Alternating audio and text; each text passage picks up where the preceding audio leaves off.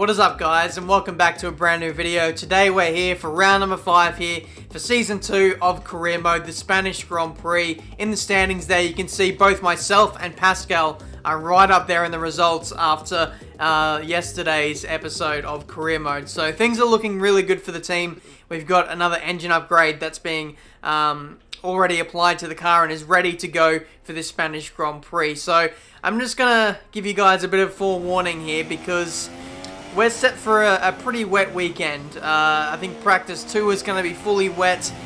Qualifying, and there's some doubts about the weather in that session. But for the race, the forecast is heavy rain for the entire race session. So I took it upon myself to do some extra running in practice in the wet conditions. I must say, I don't find the full wet conditions all too satisfying to drive in. When you get to the intermediate sessions, that's when things get a little bit more fun. You have slightly more grip and you can push a little bit more. But at the end of that session, we end up in 13th place. We got the necessary resource points we needed to get. And yeah, let's head off for qualifying. Here we are at the Circuit de Barcelona, Catalunya for the start of today's qualifying session. It won't be long now until we're ready to join the action down at trackside. So here we are for qualifying now. For this round, I've decided to change things up a little bit. We're going to do the full qualifying. So qualifying 1, 2 and 3, elimination style qualifying. For those of you who don't know, the first session, the bottom 6 or 7 get knocked out, and then progressively you get towards the top 10 where there's a shootout for pole position. So in Q1, only did 1 lap, only needed to do the 1 lap there on the soft compound tyres. Just wanted to secure my place in a Q2, you know, without doing too much running, without taking too much life out of the tyres. So yeah, we'll see how this format goes with the full qualifying. It may turn out that it only appears at some races, especially if we are struggling for pace. I feel like I'm going to target those kind of rounds. So here we are now for qualifying 2. Again, going out on a new set of tyres right at the end of the session. I decided to do a banker lap at the start of this session on a used set from Q1. Just to get some safety and get a banker time in. But at the end of the session, do we make it to Q3? Yes, we do. I think it was P7 there in that second part of qualifying. So very nice to just squeeze through. Speaking of that, Pascal only just managed to do that in 10th place. However, he did have a 5/10 buffer to the guy in 11th place. So for Pascal there, it looked pretty secure in the end there. So here is qualifying 3, only doing 1 lap here at the end of the session. I wanted to only use the free set of tyres that we got for qualifying 3. The others I wanted to save for the race, but we know that the race is going to be fully wet conditions, so we'll see what happens with that. So far, it looks like a really good lap, very clean at the moment. Feels like the best one I've done all weekend. As the sessions go on, the track rubs in and the times just get better and better. You'd be surprised at what kind of numbers you can pull out, even if you can just you know, put in the same kind of performance as what you do in the first, you know, few sessions or even practice sessions in the weekend. But final corner, up to the line, open the DRS. Where do we end up? I think it was position 8 that I saw on the side of the screen, and indeed it was. So only just in the end, qualifying in front of our teammate Pascal Wehrlein, who was struggling in qualifying 2, but in Q3 he managed to turn the wick up a little bit and only just finished behind us there. So very interesting grid heading into this fully wet race. What does the Spanish Grand Prix have in store for us today, I wonder? I hope we see some tight wheel-to-wheel action down the main straight, circa Mansell and Senna way back in '91, or maybe we'll have a more strategic race here on a track where overtaking can be difficult. Okay, we qualified higher than we were anticipating. Let's see if we can do just as well in the race. And can you hear that, guys? Just how intense that rain is falling down right now. It is quite incredible. Entirely wet race. There's going to be absolutely no dry running. I can tell already. You know, that weather forecast is always very, very accurate. So I'd be surprised if we even switched on to intermediate tyres. So we could consider the possibility of maybe just doing a no-stop in this race. We'll entertain that idea maybe halfway through the race and see how we go. I wasn't expecting any miracles from this Grand Prix, the Spanish Grand Prix. It seems to be a very strong track for the AI. 5 red lights, and away we go for this Spanish Grand Prix. Had to think about that there for a second, but it looks like a pretty terrible start, to be honest. I got wheel spin everywhere. By the way, I lowered the fuel load at the start of the race because I know I'm not going to be running in rich revs for too much of this race. Turn 1, we made contact with Pascal Wehrlein there. Very unfortunate. Locked up both front tyres. Couldn't really go anywhere. Did my best to avoid what was going to be a certain crash there. Through turn 3 now, and you can see we're going around the outside of Carlos Sainz. And we there's not much grip at all on the green AstroTurf off to the left there. And we did our best to find a way around the outside of him there. And I think we might just about do that here as we lose the back end again. So treacherous, these conditions. It felt even worse on Friday practice. So I'm really glad that I got my eye in and really got a feel for the grip levels, because it's just absolutely shocking at the moment. It is near impossible to drive, to keep this on the track and, just keep it clean. If this was a live com, I probably would have crashed by now, just being completely honest with you guys. On lap 3 here, we find some pace. Rosberg must be in a lower fuel mix because we managed to catch him up there quite drastically on the straight there. Outbraked him into turn 1, and that was position 6 for the taking there. So here's a replay of the overtake on Rosberg. You can see just like how much spray and mist is just everywhere. It really blocks, your line of sight where you're going. Can really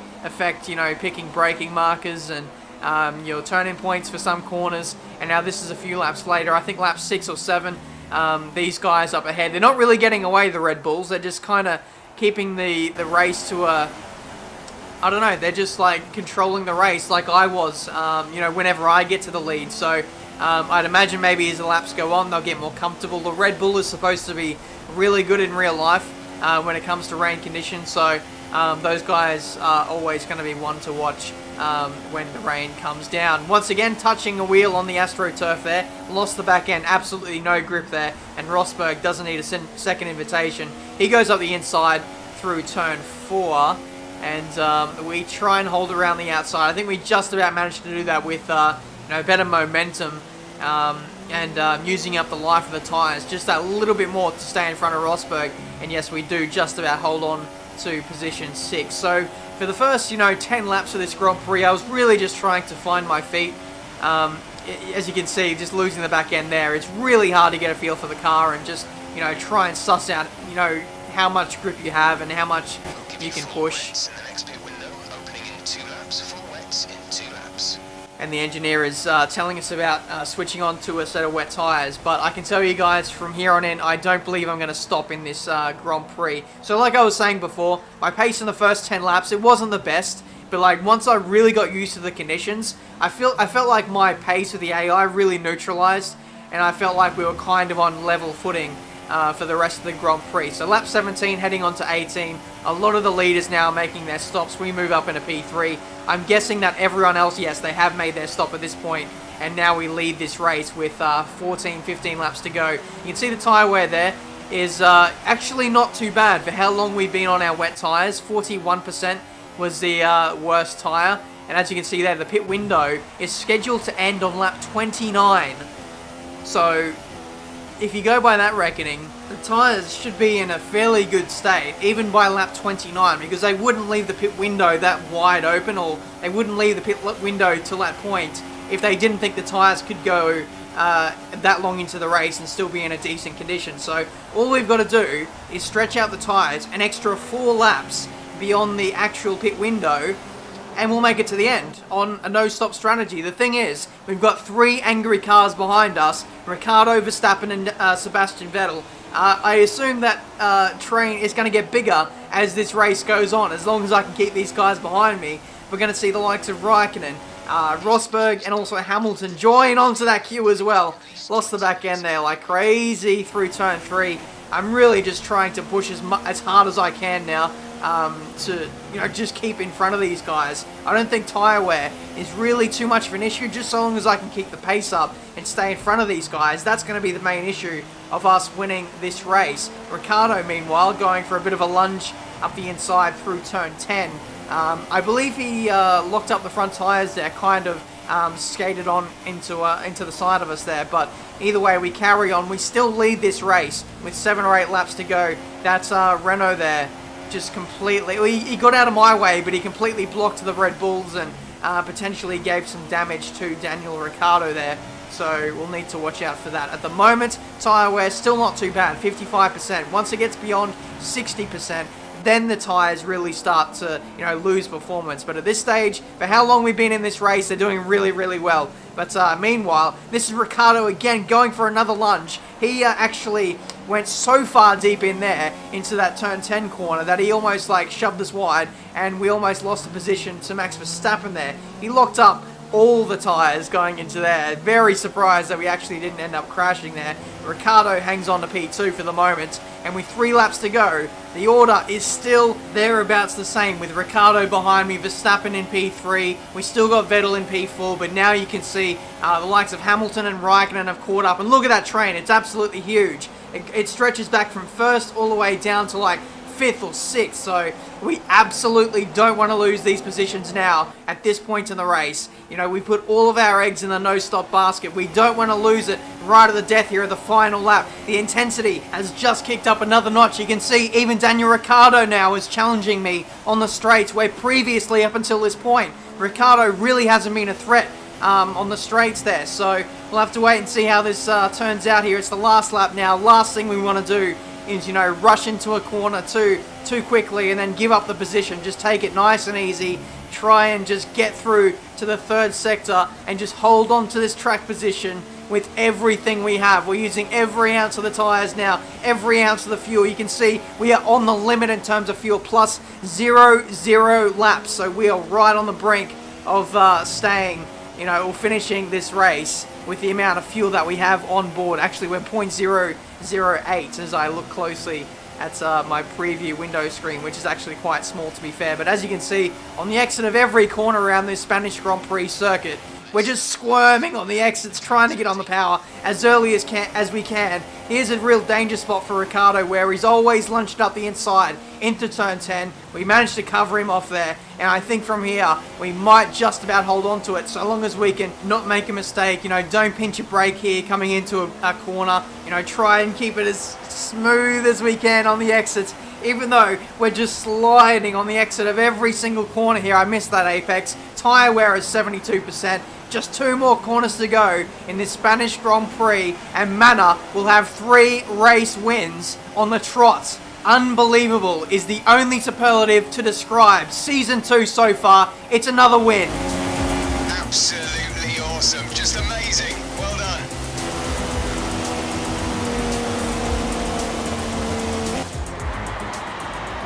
A great win then for the Manor team today.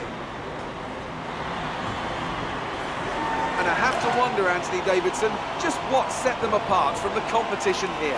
The difference was clearly in the strategy. You could tell they'd done a lot of work on the pit wall to really optimise each stint and get the most out of the tyres. And it highlights just how much of a team sport this really is. But credit to the driver as well though, there's no good having a well-oiled machine behind the scenes without a talented hand on the wheel, of course. And now it's time to wind down and celebrate after that fantastic Grand Prix. Here they come, your top 3, out onto the podium.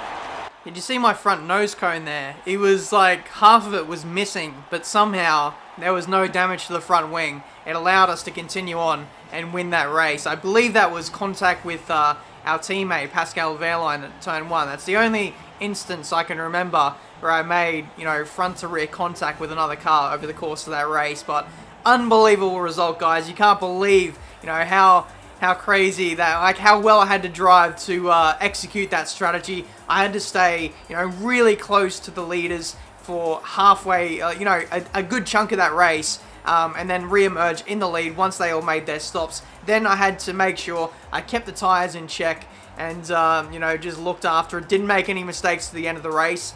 And sure enough, we just held on to win the Spanish Grand Prix. I thought I'd do something a little bit different because halfway through the race, I was down in P6, so I was just in front of Rosberg, and if I would have followed the same strategy suit as the other AI, then it just would have been line astern for the rest of the race. So it would have been so boring, but I'm so glad I made the strategy call to stay out, no stops. It made the race more exciting, and we got a better result in the process as well.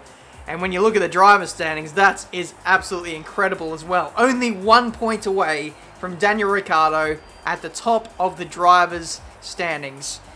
You know, I said early on in this career mode, you know, I'd love to win the championship one day, maybe Season 2 or Season 3, but now that we're here in Season 2 and see that we're just that close to leading this damn thing, it's really crazy. I actually can't believe it, that now it's finally starting to sink in that we might be a championship threat for Season 2 of this career mode. Guys, that's been this episode for today. If you enjoyed it, make sure you smash that like button. Subscribe to the channel if you're new to see plenty more F1 2016 videos. The next race, I believe, will be the Monaco Grand Prix, and Manor will be looking to make this 4 in a row.